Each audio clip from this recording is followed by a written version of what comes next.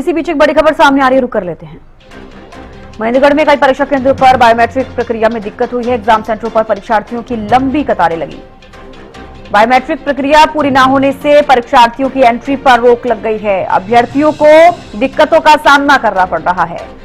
महेंद्रगढ़ में कई परीक्षा केंद्रों पर बायोमेट्रिक प्रक्रिया में दिक्कत आ रही है।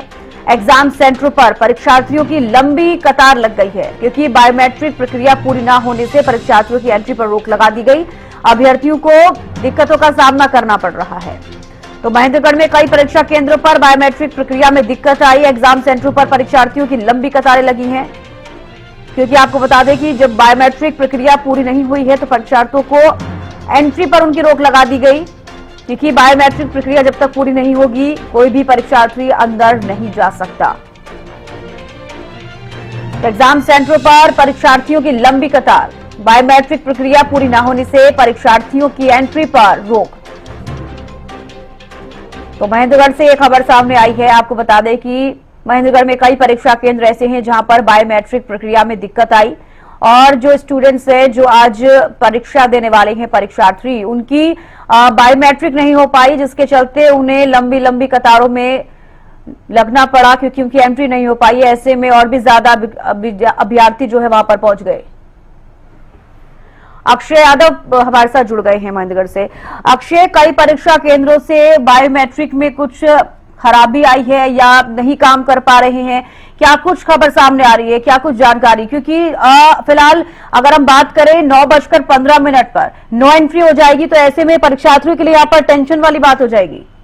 जी बिल्कुल, मैं आपको बता दूं जो कई परीक्षा केंद्र है उस पर जो बायोमेट्रिक की जो व्यवस्था की गई उसमें जो कई जो स्कैनर मशीनें है वो खराब है, तो स्कैन नहीं कर पा रही। जैसे कि कई 10 सेंटर बनाए गए थे, उनके अंदर जो 10 के करीब जो काउंटर वो लगाए गए थे बायोमेट्रिक, उनमें से जो 5 मशीनें हैं वो अधिकतर जो वो खराब है, और कई मशीनें हैं उनको सुबह 7 बजे उनको दी गई है। जो बायोमेट्रिक स्टाफ वहां पर बैठा था, और ना इस बायोमेट्रिक स्टाफ को प्रॉपर किसी भी प्रकार की जो ट्रेनिंग वो दी गई।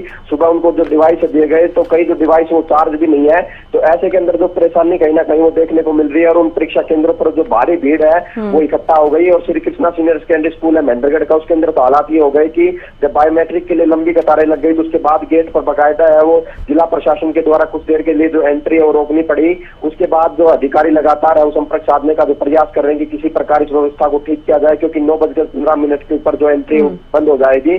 तो इसके लेकर तमाम जो अधिकारी है उनसे जो व्यवस्था जुटाने के लिए कहीं ना कहीं जो प्रयास किए जा रहे हैं। लेकिन जो दिक्कत है ये आरपीएस स्कूल के अंदर भी देखने को मिल रही है, जहाँ पर सूचना ये कि 10 जो काउंटर है वो बनाए गए थे, उसमें से जो 5 जो बायोमेट्रिक की जो जिसमें थंब इम्प्रेशन जो कैच किया जाता है उसमें दिक्कत आ रही थी, तो जिसके चलते परेशानी हो रही। फिलहाल जो सेंटर है उनके ऊपर जो भारी जो भीड़ है कहीं ना कहीं वो परीक्षार्थियों की देखने को मिल रही है। जी बिल्कुल, आप जो जानकारी दे रहे हैं अक्षय, अभी जो बायोमेट्रिक की समस्या हो रही है क्या वो अभी तक सही नहीं हो पाई है, जहां पर भी खराब हुए हैं?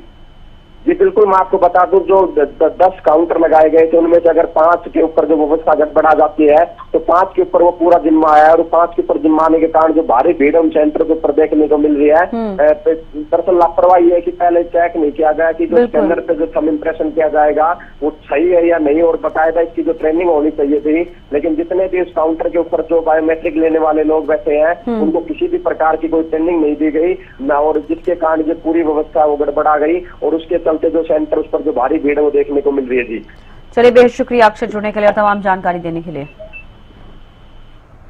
तो देखिए, महेंद्रगढ़ के कई परीक्षा केंद्र ऐसे हैं जहां पर बायोमेट्रिक व्यवस्था जो थी वो थोड़ी सी गड़बड़ाती नजर आई है, क्योंकि पहले से उसकी शायद चेकिंग नहीं की गई होगी, और कुछ तकनीकी खराबी उसमें है। जो थंब इम्प्रेशन लिए जाते हैं वो अभी सुचारू रूप से नहीं हो पा रहे हैं, इसलिए परीक्षार्थी जो है लंबी लंबी लाइनों में लगे हुए हैं।